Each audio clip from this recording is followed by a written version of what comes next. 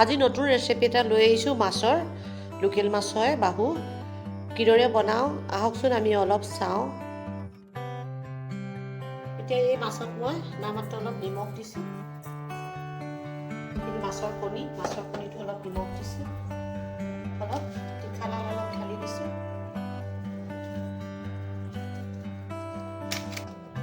অলপ হালধি দিছোঁ। এইখিনি মাছৰ কণী আৰু এইখিনি লোকেল মাছ হয়। এইখিনি মই এতিয়া সানি পিনে আধা ঘণ্টামান ৰাখি দিম।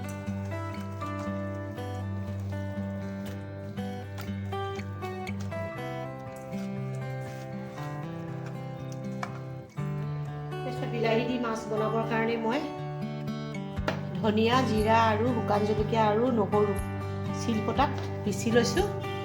আৰু এয়া এই পিঁয়াজখিনিও মই শিলপতাত পিচি ল'ম, তেতিয়াহে মাছৰ টেষ্টটো আচল আহে। আৰু বজাৰতো কিনা ধনিয়া সাধাৰণতে দি দিব পাৰোঁ, কিন্তু মানে টেষ্টটো ইমান নাহিব, সেইকাৰণে মই নিজে পিচি লৈছোঁ। এয়া আলু কাটি থৈছোঁ, আলু, বিলাহী, মাছ দি বনাম। আৰু এয়া পিঁয়াজ কাটি থৈছোঁ, এয়া মাছৰ কণীখিনি ধুনীয়াকৈ ভাজিবৰ কাৰণে। কিদৰে ভাজিম আপোনালোকক দেখাই আছোঁ।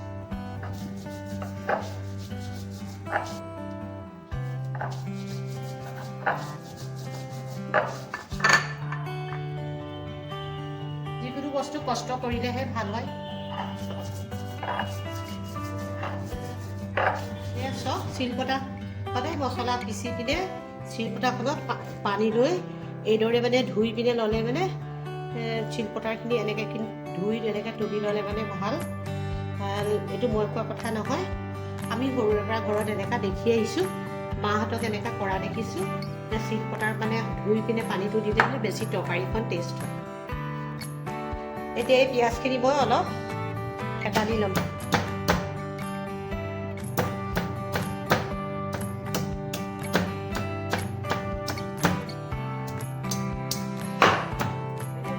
বাচমতি চাউলৰ কাৰণে পানী ঢালিছোঁ, যেনেকৈ যিদৰে বিৰিয়ানী বনায় সেইদৰে মানে ভাতটো মই বনাব বিচাৰিছোঁ। এয়া তেজপাতা দিলোঁ, দালচেনি বেছিয়ে হৈছে অলপমান, সেইকাৰণে তাকৰ কৰি দিছোঁ। তাৰপিছতে ইলাচি খুন্দি থৈছিলোঁ, ইলাচি দুটামান দি দিছোঁ। এতিয়া পানীটো এতিয়া উতলিব, উতলাৰ পিছতে মই ইয়াত চাউল ঢালিম। নিমখটো অকণ দিব লাগিব, নিমখ দি দিছোঁ। পানীটো উতলিলেহে মই ইয়াত চাউল ঢালিম। এতিয়া মই কেৰাহীত তেল ঢালিছোঁ, মাছখিনি ভাজি ল'ম। মাছখিনি পূৰা নাভাজোঁ, আধা ভজা কৰি ল'ম। তেল গৰম হৈ গৈছে, এতিয়া এই মাছখিনি হাফ ফ্ৰাই কৰি ল'ম।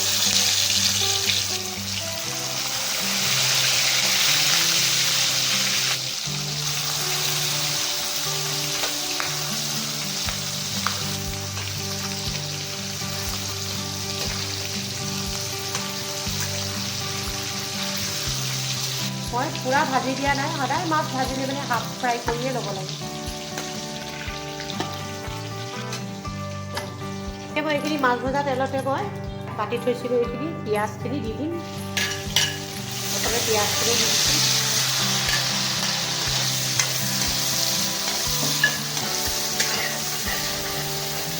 পিঁয়াজখিনি অলপ ভজা ভজা হ'লে অলপ জহিব লাগিব পিঁয়াজখিনি। এইখিনি জিৰা, ধনিয়া, নহৰু আৰু শুকান জলকীয়া দুটামান দিছিলোঁ। এইখিনিও ভালকৈ ভাজিম। বাতিটোতে অকণমান পানী ঢালি মছলাটো দি অলপমান ভাজা কৰি লওঁ। মছলা পুৰিব নালাগে, ভালদৰে ভাজিলে মানে তেলটো ওপৰত উঠিলে ধুনীয়াকৈ হৈ যাব। মছলা ভজা তেনেকৈ হোৱা নাই। অকল মছলা পৰিলে জিৰা, ধনিয়া, ইয়াত আৰু মানে বেলেগ আৰু মানে গুড়ি মছলা তেনেকৈ আৰু দিবলৈ কোনো দৰকাৰ নাই, নহ'লে টেষ্টটো বেলেগ হৈ যাব। অকণমান কালাৰটো আহিবৰ কাৰণে দিছোঁ, বেছি দিলেও বৰ বেছি জ্বলা হৈ যাব নহ'লে। অকণমান দি দিছোঁ। হালধি দিয়াই নাই, হালধি নিদিয়াকৈ কালাৰটো আৰু কমন, সেইটোতো অকণমান দিবই লাগিব।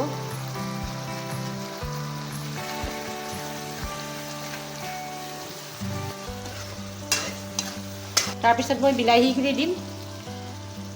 এইখিনি বিলাহীখিনি দিছোঁ। এজনে মোক কমেণ্টত কৈছিলে যে আলুখিনি আগে দিব লাগে সিজিবৰ কাৰণে, এইটো কমেণ্টত মোক কৈছিলে এজনে, কিন্তু সেইটো কথা নহয়। বিলাহীখিনি ভালকৈ জহিলেহে টেষ্টফুল হয়। বিলাহীখিনি মই আগেই দিম, তাৰপিছতহে মই আলু ঢালিম।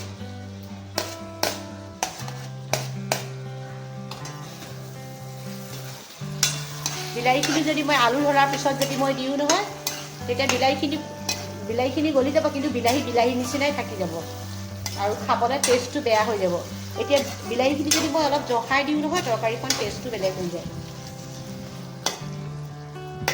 এইখিনি মই অলপ ভালকৈ জহাম। চব তেলটো এৰিব ধৰিছে, ভজা হৈছে। এতিয়া মই ইয়াত আলু কাটি থৈছোঁ এইদৰে। মাছত আমি এইদৰেই আলু দিওঁ।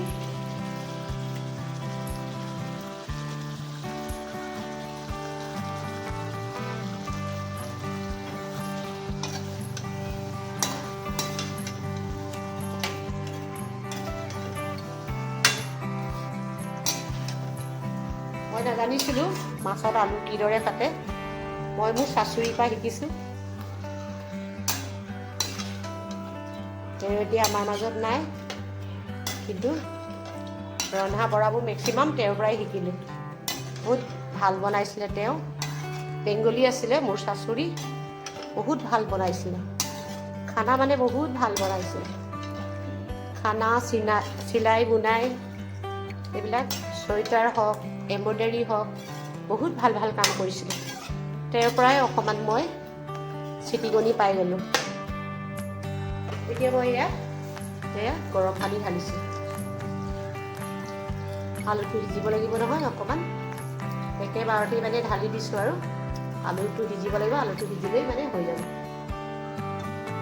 ভালদৰে এতিয়া উতলিব দিম মাছটো। কালাৰটো কিমান ধুনীয়া লাগিছে দেখি। ভালদৰে এখন উতলি আলুটো সিজিলে ধনিয়া পাতা দি মাছ দি খতম কৰিম। মই বাচমতি চাউল 1 কেজি লৈছোঁ। চাউলখিনি ভালদৰে ধুই লৈছোঁ। এতিয়া মই বাচমতি চাউল 1 কেজি। এতিয়া মই ইয়াত ঢালি দিম। পানীটো গৰম হৈ গৈছে, ঢালি দিম।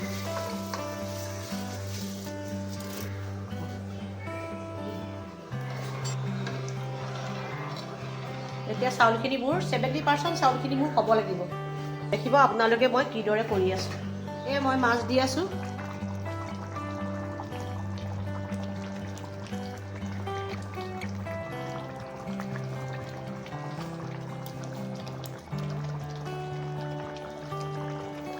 ফ্লেভাৰৰ কাৰণে ধনিয়া পাতা ঢালি দিছোঁ। খুব বেছি 5 মিনিট গেছৰ ষ্টিম কমাই দিলোঁ। 5 মিনিটত মই এইটো মাছ তৰকাৰীটো অফ কৰি দিম। মই চাউল টুকি আছোঁ সেইদৰে।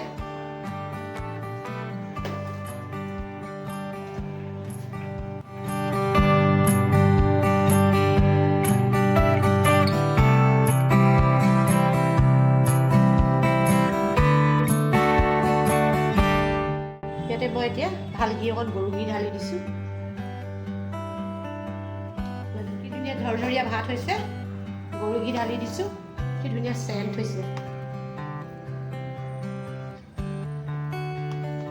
মাছৰ কণী ভাজিবলৈ মই অলপ তেল দিছোঁ। কণী ভাজাৰ লগত পিঁয়াজ অলপ লাগে।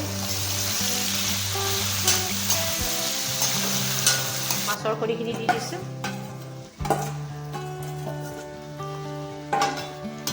ভালকৈ দিয়া পিঁয়াজৰ লগত মাছৰ কণীখিনি ভাজিব লাগিব।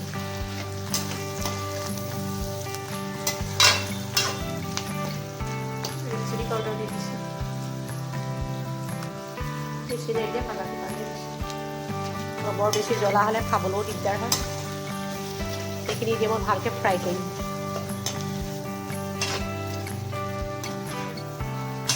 মাছৰ কণী ভাজি আছোঁ। চব কি ধুনীয়া লাগিছে। ধনিয়া পাতা অলপ দি দিছোঁ ফ্লেভাৰৰ কাৰণে।